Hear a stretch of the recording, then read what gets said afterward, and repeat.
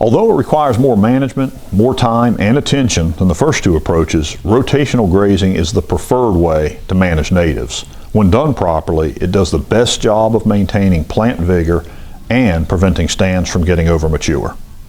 Rotation intervals are always based on stock density and the number of paddocks available.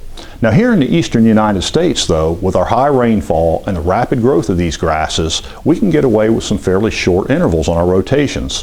What you see up here is a pasture, a big blue stem Indian grass pasture that was managed for 3 summers with rotational grazing.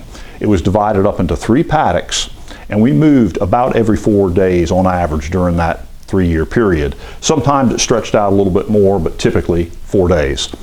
So here in the eastern United States, we don't need these long rest periods that sometimes I hear people talk about when they mention grazing native grasses in a rotational setting. I hear people mention 42 days. Folks, if we waited 42 days to get back on this, we would have an absolute train wreck. This stuff would be up over your head, it would be seed heads, forage quality would be bad, and the cattle would be standing at the gate.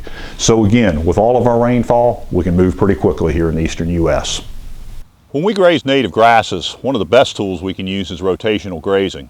But when we're doing rotational grazing, it's real important that we get our stocking rate right. And here's a perfect example of the problem of having too low a stocking rate. So right in front of me is an eastern gamma grass plant that's been grazed down to about 12-14 inches, maybe a little on the short side, but not terrible. But when a plant is grazed down this low, what it's going to do is it's going to start to put out fresh leaves. There's one right here, just a brand new, very tender leaf that's going to be very low in fiber. Here's another one, very high in crude protein.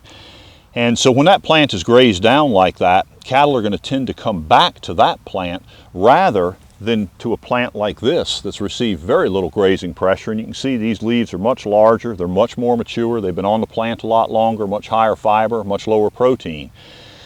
And so if we are understocked in a pasture, what cattle tend to do is they tend to be more selective and they keep coming back to these plants that have been heavily grazed and ignoring these plants that are getting more and more mature.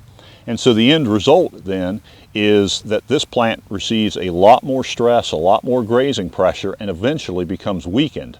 And so if you do this repetitively through the years, you could end up with plants like this beginning to fade out of your stand and get a much patchier stand than what you started with.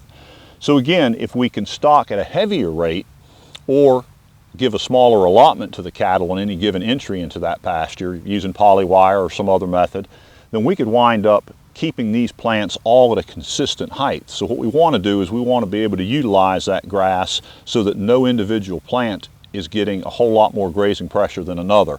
That way the whole stand stays vigorous and we don't wind up with this kind of irregular pattern that you see here. And of course this applies to eastern gamma grass, but all of our other tall growing natives as well.